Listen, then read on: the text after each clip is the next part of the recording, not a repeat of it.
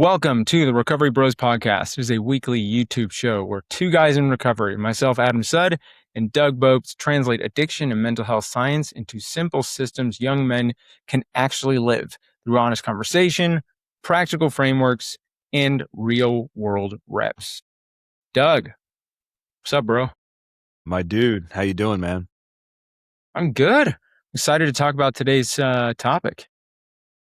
Building habits. I think it's one of the more important topics that doesn't get talked about enough in recovery is like, how do you do the thing you know you want to do and like actually put it into action? Yeah. And I know we also talked about the difference between goal setting, like having a goal, and building a habit.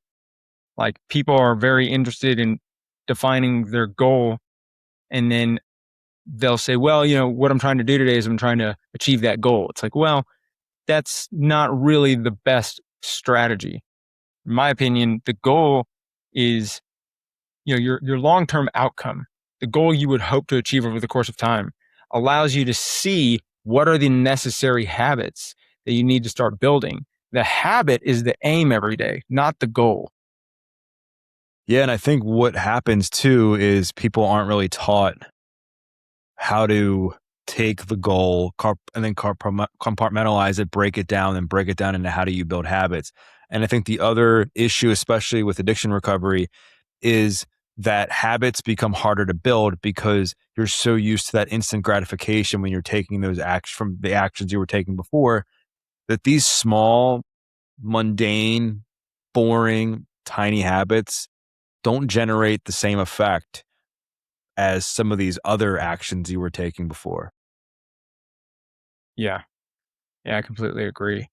I think if we want to start by kind of defining like, all right, so let's say someone is 2-3 weeks into recovery. Maybe they've already gotten out of the rehab hospital and they're in a sober living facility where they can actually start to build their own habits and routines, because in rehab, that's all designed for you. And I think that a lot of the misconception is that behavior change is a battle between you and your worst impulses, right? How do I not do something? How do I avoid certain choices? But that's not really what it is. It's a design project, right? There's a difference between avoiding bad decisions and aiming at valuable decisions. The question should never be, how do I stop wanting the drugs, or how do I stop doing the unhealthy things? The question is, how do I structure my environment and my values so that I'm both the environment and the values encourage the work for me, instead of, passively ignoring the old choices, because you can't not do something, right? Like you and I didn't decide to not stand for this podcast recording. We actively pursued sitting. It's a very different project. And I think that a lot of people in the early stages of trying to change their life are so focused on what they don't want to do, but that takes your aim away from what is necessary.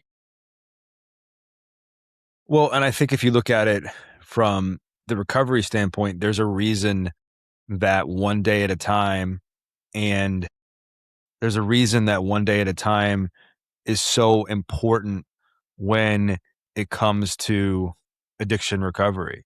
There's a reason that they have that framework. And the reason is this: that one day at a time is a habit you're building. You're building that habit to stay clean, to stay sober, to stay in recovery, whatever you want to call it, for that day.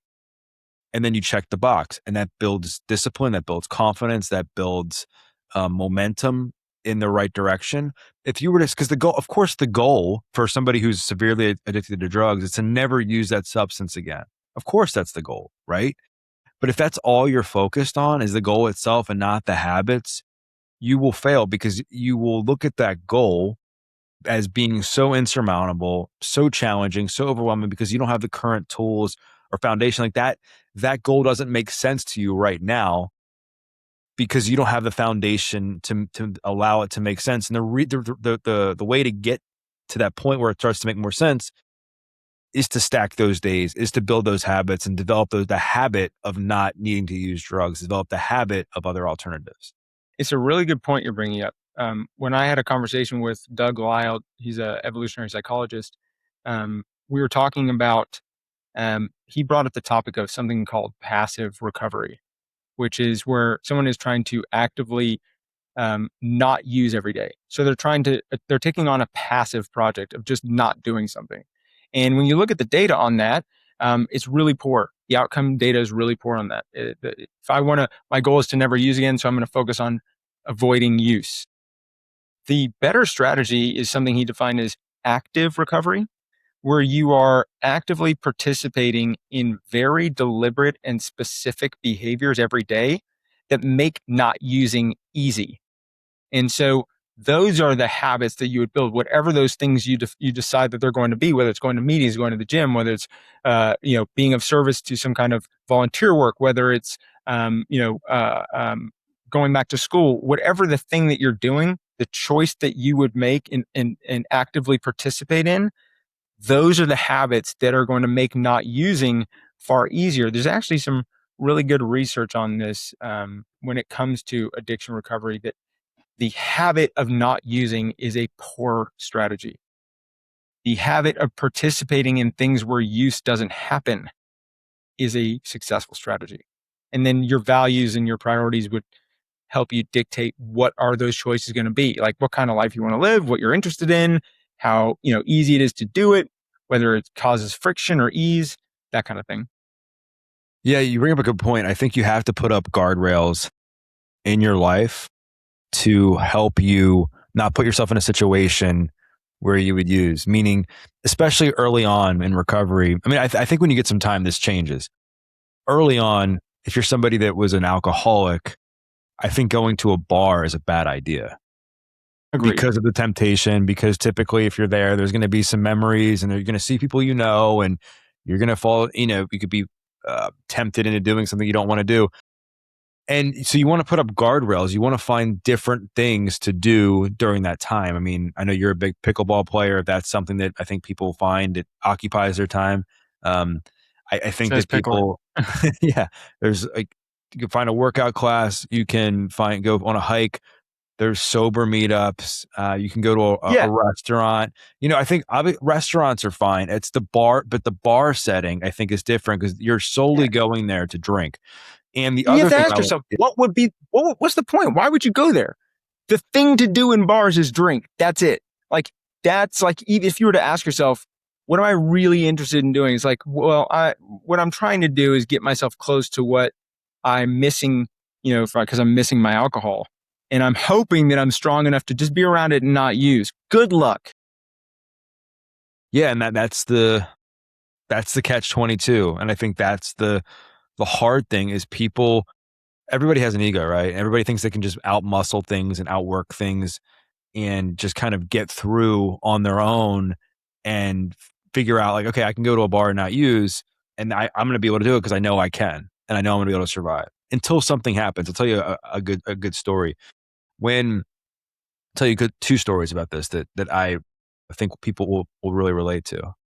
When I got out of jail, I was 21. It was in the thick of like my party career, and I remember telling my cellmate before I left jail, I'm like, dude, I'm going to go back and hang out with the same friends. I'm going to do the same things, but I'm not going to use drugs. Like, I'm going to still hang out at this house, that house, and whatever. And he's like, all right, dude, like whatever you say, but I'm telling you, eventually it's going to catch up with you. So I think it was either the next day after I got out of jail or the day after that. I forget, but it was within a few days. A couple of my friends were like, hey man, like I want to see you. I haven't seen you in a long time. Like, do you want to go to the mall? I'm like, sure. I was like, man, I would love to go to the mall. I haven't seen girls or I haven't seen anything like, there wasn't like dudes in prison in months. Like I'd love to like go and like walk around the mall and, blah, blah, blah. So we're on our way to the mall and I had gotten a prescription for Suboxone when I went into jail to help with the detox from the opiates, and Yeah. they Do you wouldn't want let to me tell people what Suboxone is? Yeah, so And like some people, Suboxone, if people aren't familiar, it is a opioid blocker essentially that prevents you from getting high. It prevents you from getting high off opiates. But I was so bad that I would actually try and take enough opiates to see if I could actually outweigh the effects of the Suboxone. Like before I went into jail, I was a knucklehead. uh, That being said, when I was in jail, I was prescribed Suboxone, which again, it's a more modern day methadone. It's a form of harm reduction to help curb the craving and the urge to use opiates. and they wouldn't let me take it in jail because it was classified as a narcotic. So when I got out, I was like, all right, I have this prescription. It was like 7 days or something, 10 days. I might as well just take it to help with the cravings. It was legally prescribed to me, blah, blah, blah, and just get me through. So I'd taken one, had the bottle with me, was totally innocent. My friends and I are on the way to the mall, and we stop at this Target to meet up with this guy. And I had just eaten a tuna fish sandwich from a gas station. And I immediately know what they're doing. I sprint into Target and I hide in there for like 15 minutes out of just pure fear of like, oh my gosh, like what's going to happen? What are they about to do? And I just pace around Target, around and around and around. And eventually I walk out and cops swarm my friend's car. My nerves take over and I vomit all over the parking lot. So of course I'm like suspect number one. Cops come up to me, they search me, they find the bottle of Suboxone. They're like, "What are you doing here?" And I like pled my case. I was like, "Man, like I swear to God, like I just got out of jail. Like I've committed to turning my life around, blah blah blah." And thank God my friends are like, he had nothing to do with this. Like he honestly didn't know what we were doing. Like he thought we were going to the mall. And they let me go. They arrested my friend. And I had to drive my friend's car back to his house. And there was another instance where I accidentally took my buddy's Carhartt by accident instead of mine when I was doing community service. His Carhartt had weed in it. I smelled it on the way to do a community service job. And thankfully, the park ranger didn't find it, but I ended up being able to get out of that day and go back home. My point is, even if you're not intentionally doing things around those people, it could catch up with you. And it did for me in some very scary and indirect ways. Yeah. You have to ask yourself, if I was to put myself in that environment, is it more likely to encourage temptation and a demand that I use my willpower in order to be successful? Or is the environment going to encourage the things that would help me make it easy to not use today? And when you're early in recovery, it's like the pink cloud of confidence that happens within the first 30 to 60 days of recovery because you're surrounded by people who won't let you use is a real thing. Like you get super confident and you believe that you've got it. And you end up finding yourself in a situation like you described or at a bar and you immediately realize I am not as capable at being sober yet as I thought I was. And so with that being said, it's like the focus every single day should be what is it that you're interested in that looks like a sober life that you could do with ease and would give you a sense of esteem and validate your efforts daily. Like for you and me, eating well and going to the gym, easy to do, right? Interesting to both of us. It was something that we could refine over time. There are people around us who were also interested in it. So now we had community. This is a perfect example of the kind of habit you would want to build into your life. It could be, playing music, learning to play music and going playing with music with a group of people. It could be art class. It could be whatever it is, but it needs to be something that could be done daily and that people could hold you accountable to being there. That's the early stuff. And it's like, it can be, it might take you a little bit of time to find out what is your habit or what are your things that you're going to do and be interested in. But the daily aim of being involved in those, that's the goal. The outcome that they generate over time is a sober life. But don't aim at the sober life. Aim at the habit. I couldn't agree more. And I think it's like, how do you come up with that daily aim? And I think Yeah, exactly. that's the tough part. And using exercise as an example, I mean, because that's an easy one. That's the one that you and I are both familiar with. And frankly, that's one that I think everyone should engage in, like you just said.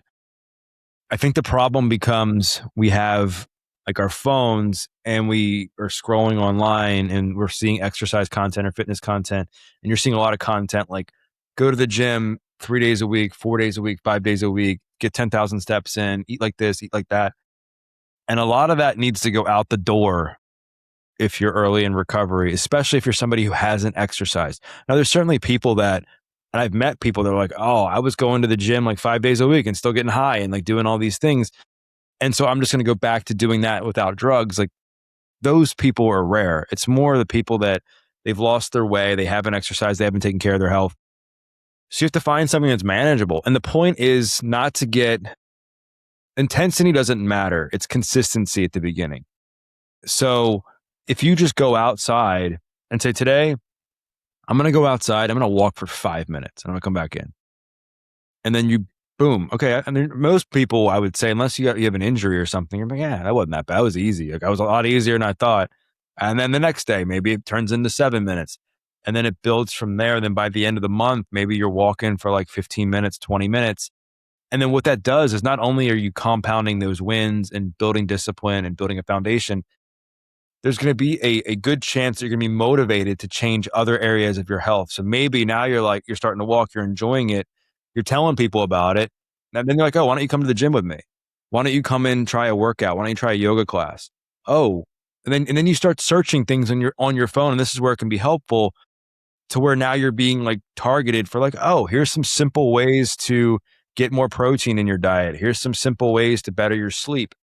And so I share this because you never know like the power of just that one simple small step and where that leads, because I think over time what you'll find is that that small step becomes the a huge stepping stone for like the rest of your path and your walk with everything else in your journey, because now you're motivated and encouraged in that one area, and I think it's going to transcend into other ones. Yeah, sorry about that was my nephew. Sorry. That's cool. You're good.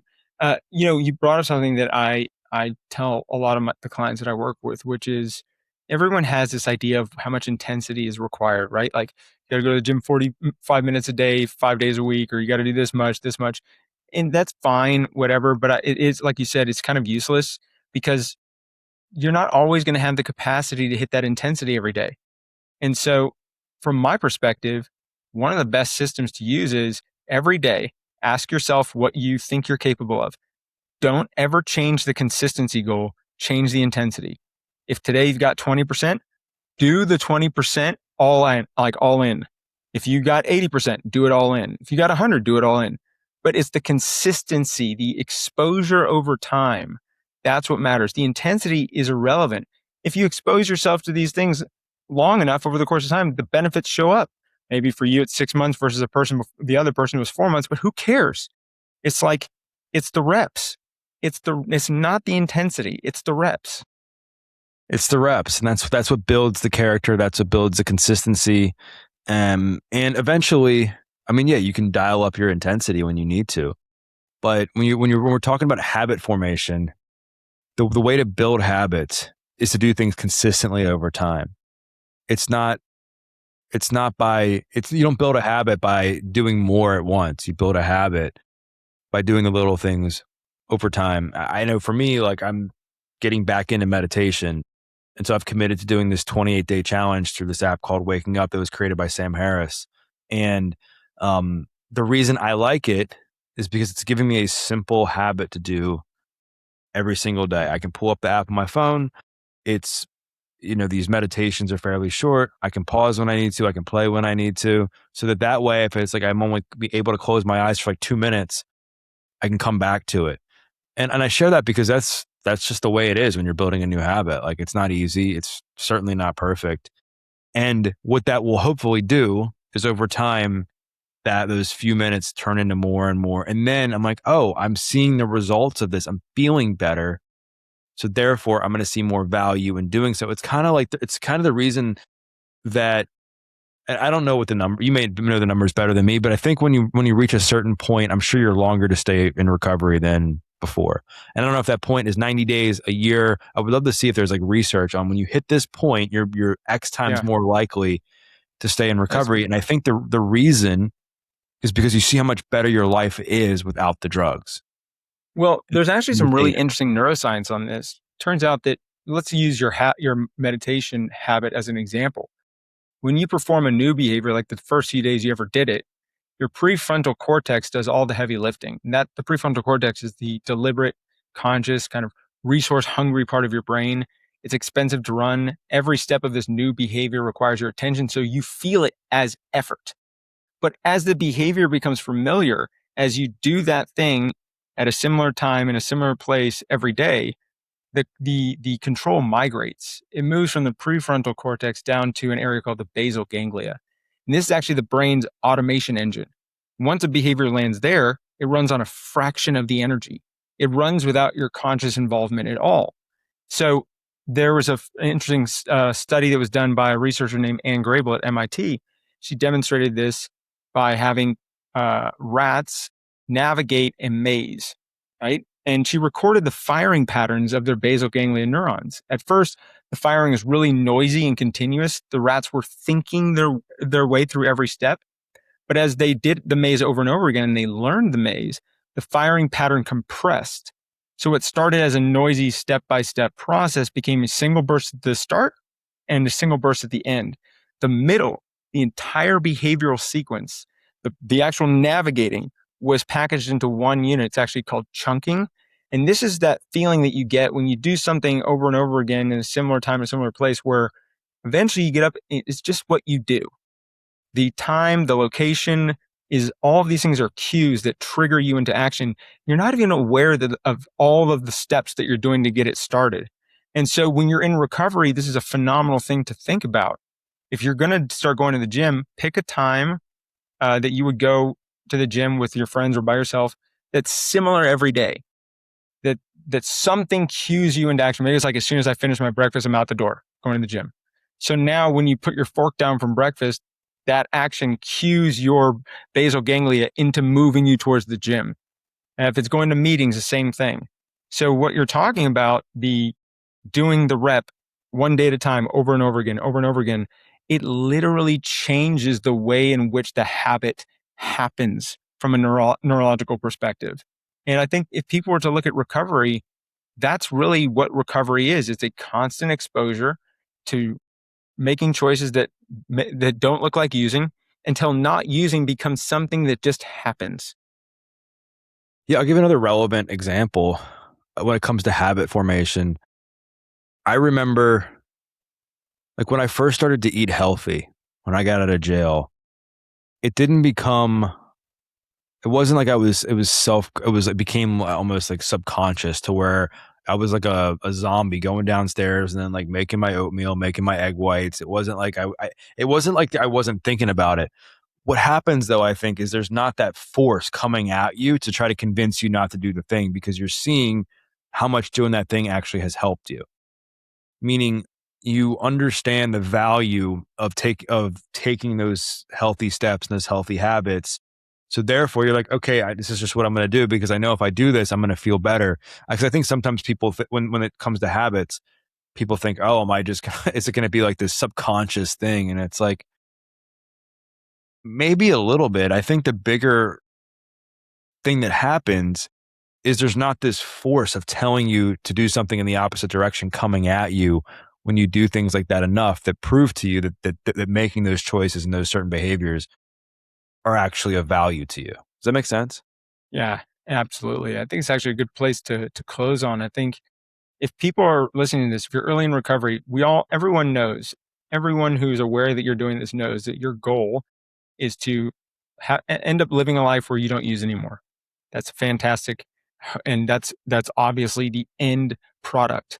But right now, you need to figure out what are the choices, what are the behaviors and the routines and the environments and the people that are going to make achieving that over time easy to do. Those things are the aim. The outcome, the goal of never using again, that is not what you get up and think about.